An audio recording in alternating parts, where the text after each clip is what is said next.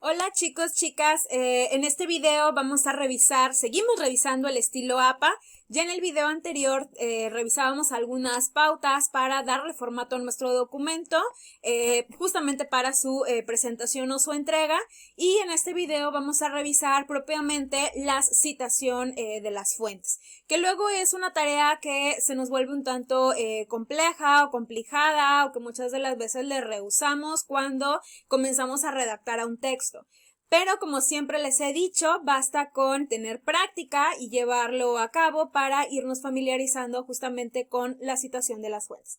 Decíamos que vamos a tener dos tipos de fuentes, unas fuentes primarias, que son aquellos trabajos que hemos consultado de primera mano, y fuentes secundarias, que son las que revisamos a través de un autor o autora que está haciendo mención a ese trabajo, ¿no?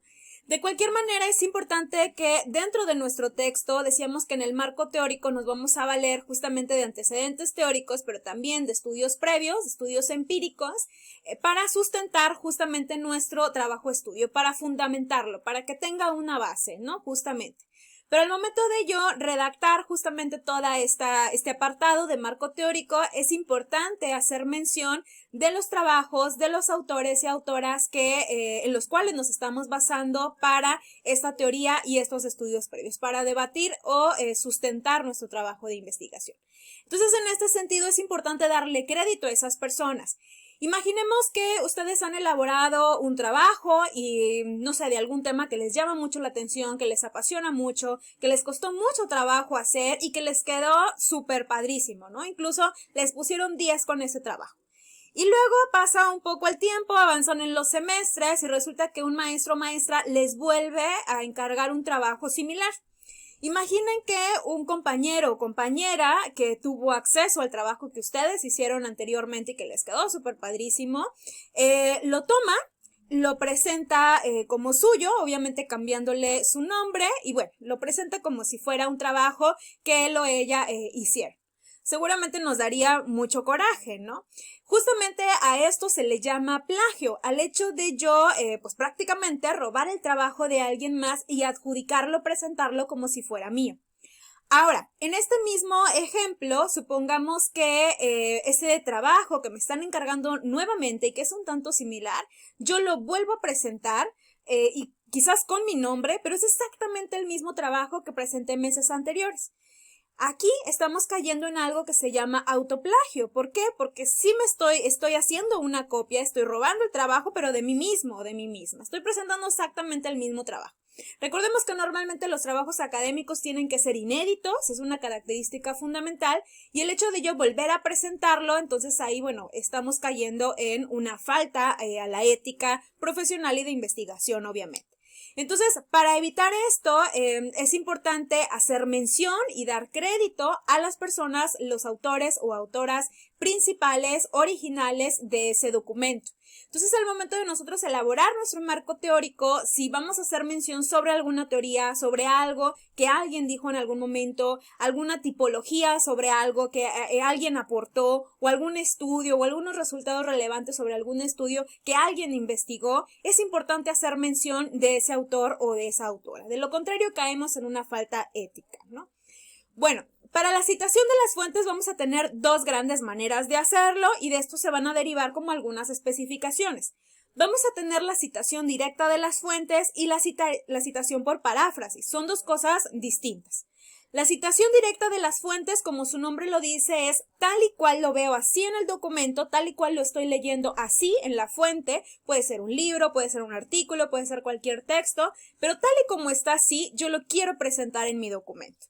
Entonces, ¿se puede hacer? Sí se puede hacer, siempre y cuando señale el autor o la autora y el año, ¿no? Entonces, por eso, en esta citación vamos a tener de que cuando se trata de párrafos o de algunas ideas que son menos de 40 palabras, las vamos a insertar dentro del mismo texto. Es decir, estamos narrando o estamos describiendo, por ejemplo, no sé, qué es la ansiedad, cuáles son las características de la ansiedad, y luego quiero hacer mención sobre los tipos de ansiedad que se presentan de acuerdo a un autor o autora específica, ¿no? Y quiero mencionarlo tal y cual ella o él lo mencionan en su trabajo. Entonces, si es menos de 40 palabras, dentro de ese mismo texto, tal y como lo estoy llevando, lo voy a insertar siempre y cuando indique el autor o autora, el año y voy a hacer tengo que indicar cuál es la página específica de donde la obtuve, ¿no? En este caso tenemos este ejemplo. Dice, al interpretar estos resultados, Robbins et al., que más adelante vamos a ver qué es el et al., pero aquí el autor o autora es Robbins y estamos señalando el año de publicación del trabajo, que es 2003.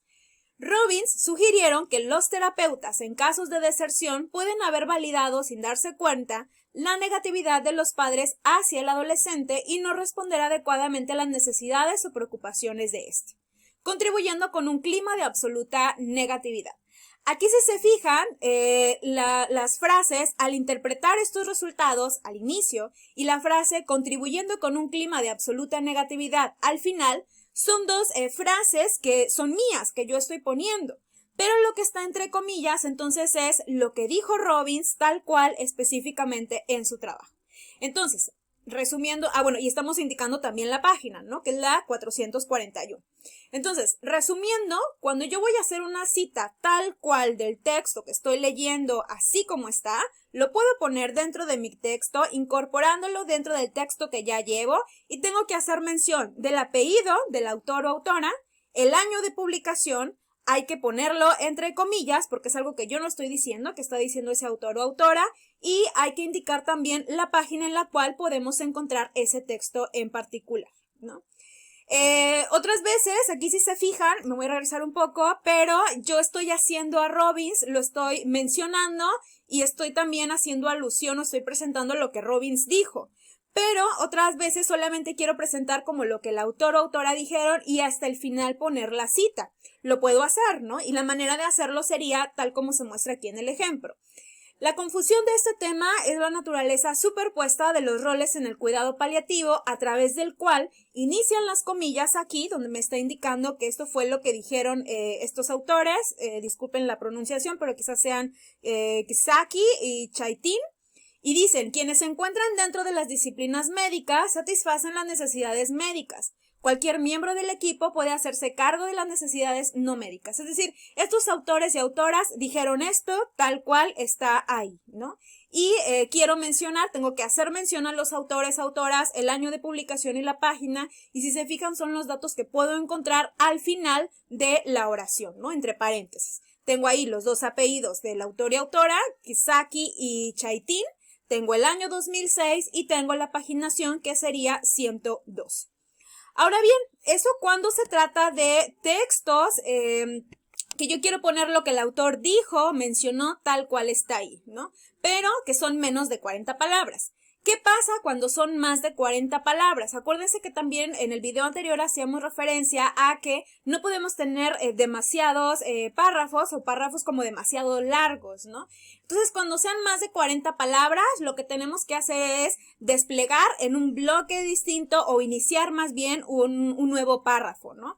Y esta vez vamos a omitir las comillas, aquí no las vamos a poner, ¿no?